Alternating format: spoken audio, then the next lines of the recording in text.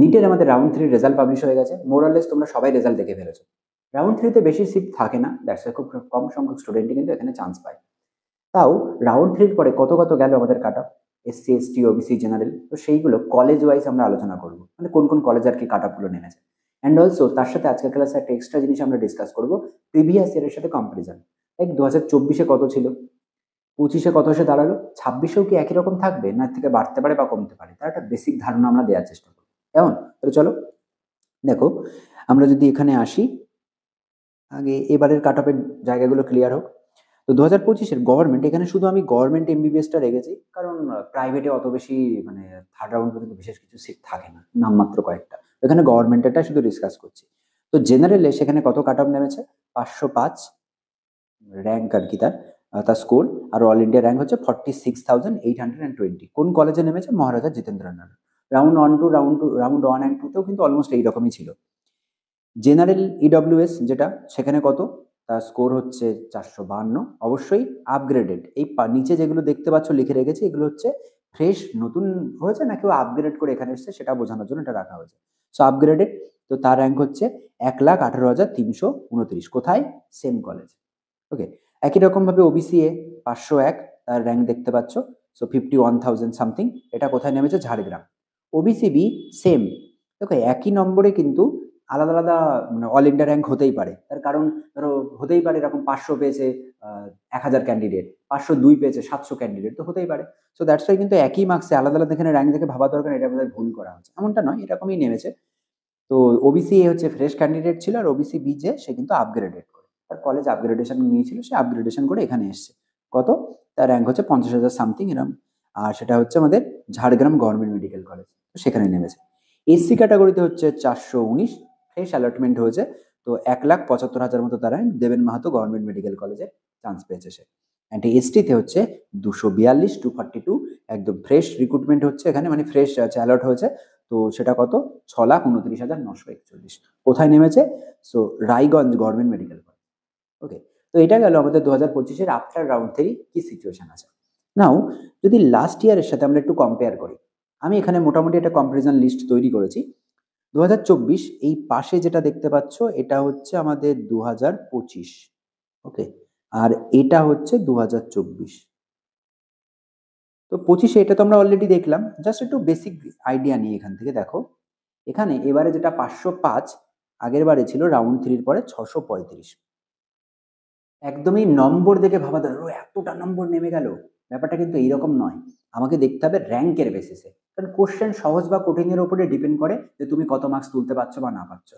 ওইখানে আমাকে দেখতে হবে এআইআর লাস্ট ইয়ার কত ছিল, এই বছরে যেটা হচ্ছে 46,000, লাস্ট ইয়ার ছিল 40,000, 6,000 মতো ডিফারেন্স এসছে। স্কোরের ডিফারেন্সটা কত, আমি পাশে একটা জাস্ট তোমার আইডিয়া করার জন্য আমি এখানে এটা রেখে দিয়েছি যে ডিফারেন্সটা, যে লাস্ট ইয়ারের সাথে এই ইয়ারে জেনারেলের ডিফারেন্স কত, 130 নম্বর। যদি আমরা ইডব্লিউএস দেখি, এই বছর নেমেছে 452, অল ইন্ডিয়া র্যাঙ্ক কত, 1,18,000। 2024-এ ছিল সেটা 1,826, কত, 580-তে। ডিফারেন্স কত, 128। এই যে দেখো, এই যে পাশে যে ডিফারেন্সটা রেখেছে, এটা জাস্ট এইটা ফিল করানোর জন্য যে এর মানে এই নয় যে কিন্তু এবারে তাহলে ভয়ানক কাট অফ নেমে গেল, এমনটা কিন্তু নয়। স্কোরের বেসিসে ভাবলে এরকম মনে হবে তোমার, কিন্তু র্যাঙ্কের বেসিসে যদি দেখো, তাহলে দেখো জেনারেলের যে ডিফারেন্স, প্রতিটা মানে ক্যাটাগরি ওয়াইজ যে ডিফারেন্স, সেই ডিফারেন্সটা অলমোস্ট কিন্তু কাছাকাছি থেকে গেছে। তার মানে এইটা শুধু যে এই যে আমরা এতটা ডাউনফল দেখছি মানে আমাদের স্কোরের, তো তার একটাই রিজন, কোশ্চেন কঠিন ছিল। এতে কিন্তু র্যাঙ্কের বিশাল কিছু যে এরকম 30-40 হাজার র্যাঙ্ক এদিক ওদিক হয়ে গেছে এমনটা কিন্তু নয়। সেটা ডিফারেন্সটা দেখে ফিল করতে পারছো যে সব জায়গায় ডিফারেন্সটা একই আছে, প্রতিটা ক্যাটাগরি ওয়াইজ দুটো ইয়ারের মধ্যে যদি কম্পারিজন হয়।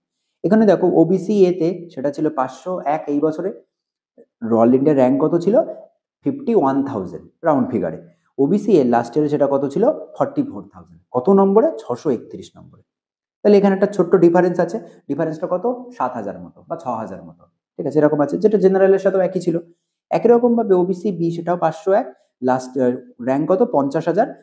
লাস্ট ইয়ার ওবিসি বি দেখো সেটা কত ছিল, 49,000। অল ইন্ডিয়া র্যাঙ্ক দেখতে পাচ্ছ সেই একই জায়গায় থেকে গেছে। তার মানে কোশ্চেন সহজ বা কঠিনের উপরে শুধু নম্বরটাই ভ্যারি করে, র্যাঙ্কের কিন্তু বিশাল আহামারি পরিবর্তন হয়ে যায় এমনটা নয়, কাছাকাছি অলমোস্ট থেকে যায়। ঠিক আছে, তো ডিফারেন্সে বাকি একই রকম ভাবে এসসি এসটি তে কম্পারিজন দেখতে পাচ্ছ। ওকে, জাস্ট তোমাদেরকে এটা কনফিডেন্স দেওয়ার জন্য, বা এটা যদি কখনো আমরা এরকম ভাবে না ভেবে নিই, তাহলে এই বছরে তো আমাদের 501 গেল, তাহলে পরের বারও বোধহয় এরকমই যাবে, এমন ভাবে কিন্তু পড়াশোনা করবে না বা এমন ভাবে ভাববেও না। তো র্যাঙ্ক কিন্তু অল ইন্ডিয়া র্যাঙ্ক যেটা আছে সেটাই অ্যাকচুয়ালি আমাদের কলেজে চান্স পাওয়ার জন্য সব থেকে বেশি ম্যাটার করবে, বাকিগুলো জিনিস নয়। এবার যদি এখানে বলো যে স্যার নেক্সট ইয়ারে কি মনে হচ্ছে, যে স্যার আপনার মতে কি কত যেতে পারে, এটা হচ্ছে প্রথমত আমি দেখলাম অনেক চ্যানেলে অনেকে বলছে যে নিট 2026 প্রেডিকশন। এটা দুনিয়ার সব থেকে ফালতু এবং বোকা বোকা টাইপের জিনিস। এখনো এক্সামই হলো না, এখন আমরা রিভিউ পেলাম না যে স্টুডেন্টদের এক্সাম কেমন হয়েছে, তাহলে এখন থেকে কি করে বলবো যে কত কাট অফ যাবে? দ্যাটস এরকম বলা নেক্সট টু ইম্পসিবল।